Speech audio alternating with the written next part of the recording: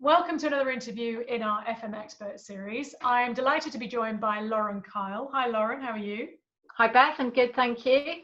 Fantastic. Lauren is the head of cleaning and soft FM development at Sodexo. And Lauren, you're going to share with us some thoughts and insights around recognizing the value of cleaning, particularly in this kind of post-COVID world that we're living in. So I think this is going to be a hugely useful session. So I'm going to hand over to you. Thanks, Lauren. Sure, thanks Beth. So yeah, I think what I want to share today is just a little bit about the value of cleaning. So COVID has obviously brought into very sharp relief the importance of effective cleaning in workplaces, schools, colleges, and so on. And I think what it's demonstrated is that the same principles that we use in healthcare environments, just the basics of cleaning science, are equally applicable across all types of environment. And there's some really simple scientific principles behind cleaning that help to drive health and well-being. And I think very often cleaning is seen as a service that it just helps to keep the building look nice, and maybe it gets challenged when the budget rounds come along and people start looking at how can we reduce costs and we've got less money to spend this year. Cleaning is often a service that it's like, oh, we can do with a few less hours cleaning. It's an easy target historically. Yeah, absolutely. And I think what I've learned over my career and what I've always been really passionate about is seeing that the value of cleaning and being able to recognize that if you can maintain a clean and hygienic environment, that will have a direct impact on reducing the spread of illness. And whether it's COVID or whether it's your annual round of flus and bugs and coughs and colds, it all makes an impact. So I think it's about getting the message across that cleaning is a really important service. It can have and does have a direct impact on engagement, on well-being, on people's health, and by extension the health of their families, the people they go home to.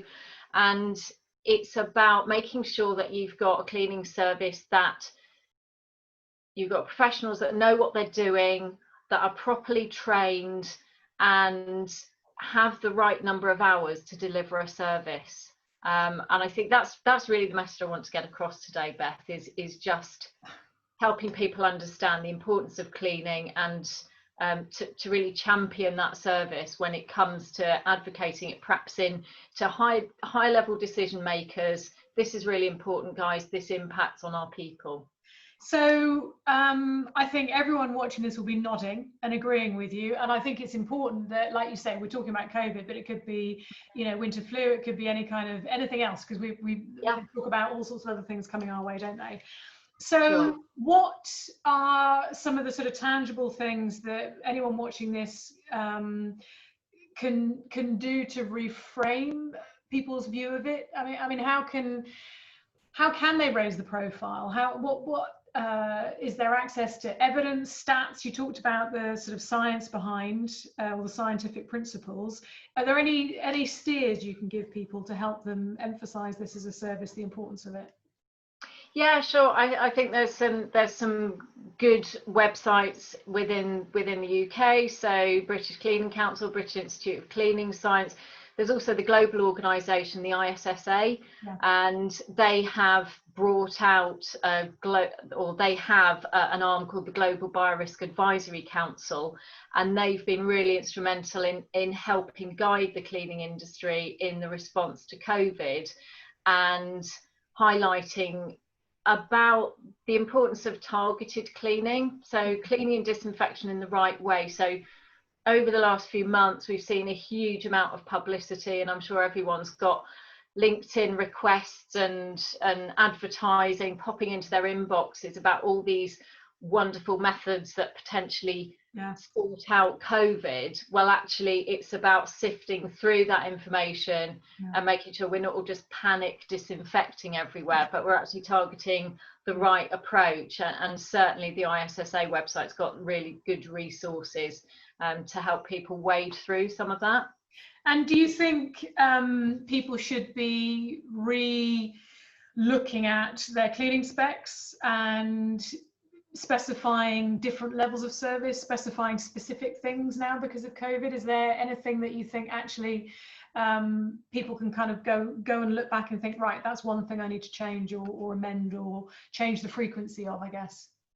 Yeah, I think one of the things that the science shows us really clearly is the importance of cleaning of touch points. Yep. So where there's that greatest risk of spreading any kind of illness on a surface, it's the door handles, it's the lift buttons, it's the coffee stations and so on. So it's about just checking your frequencies, checking your specifications, seeing whether those areas are cleaned sufficiently, and also looking where possible at really demand driven cleaning. So instead of just cleaning everything for the sake of it, yeah. looking at the flow of people within a building and understanding what people are touching, where people are working, where people are engaging, and targeting your cleaning into those areas.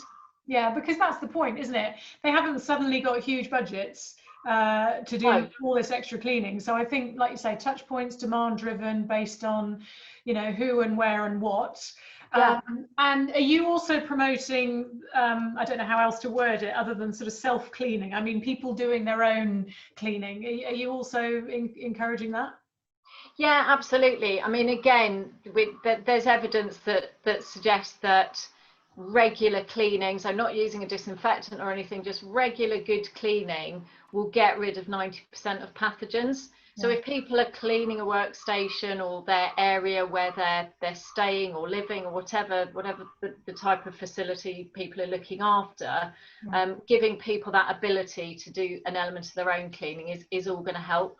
Yeah, and let's be honest, you know, for some people, they won't trust what others are doing, so they will need that. But I think particularly, you know, if somebody's been self-isolated and then they're being pressurized to come back to the workplace, they might feel very anxious about that. So the more power and control they can have themselves, I guess that would be useful. So I suppose as well, it's about people providing equipment for people to use, their own wipes or sprays, or it's hard, isn't it? It's managing the risk and people's comfort along with cost and what's practical. It is, yeah. It's that added reassurance wherever it's possible. But as you say, looking at existing budgets and just looking at where perhaps tasks can be rescheduled, or perhaps a bit of money saved over here that can then fund those packs for people to help clean their own areas as well. So has this been, I mean, I think this is a silly question, but has this been a very busy time for you? It certainly has. Yeah, it certainly has. It's really been about following the latest science, and of course it keeps on evolving. So it's been about keeping track of that, linking in with global expertise and the science and applying that, because at the end of the day, cleaning is really an applied science. Yeah. So and just pulling all that together and supporting our clients and our on-site teams to help people be safe. And I guess, you know, I don't know how many years you've been doing what you've been doing, but the level of expertise you have, has this made you rethink things and learn things anew, this COVID period? It's definitely accelerated learning, yeah. And in a sense, you know, the years I spent in the cleaning industry, it has felt like that has been a really good preparation for now, a really good sort of platform to accelerate all the learning that's come down the line with COVID.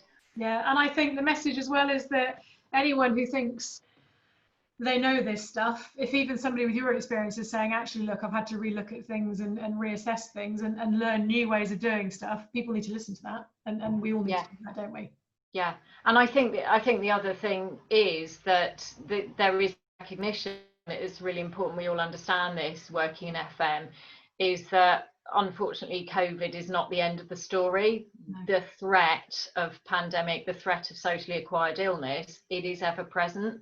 Yeah. So we need to just make sure it stays high on the agenda and we don't just drift back into, oh, it's okay because we're hopefully past the worst of it. We know, you know, all the press and all the information we're getting is constantly evolving. So it's about just making sure that we maintain the right focus on cleaning Yeah. to maintain people's health and well-being. And I think, I mean, the last thing I would say is I think visibility is key. I've always said with soft services and even hard services, you know, they shouldn't be invisible. We shouldn't do everything out of hours and like a secret service. And actually, I think now with cleaning, the time is now that we show people we're doing it. You shouldn't be doing it out of hours necessarily. People need that reassurance, don't they? Sure, absolutely, absolutely. Lauren, listen, we're just coming up to 10 minutes and you've given us some fantastic information there. So thank you for your time. I know how crazy busy you are over this period of time. So thank you very much. It's been a pleasure to speak to you. Very welcome. Thanks very much. Thanks, Lauren.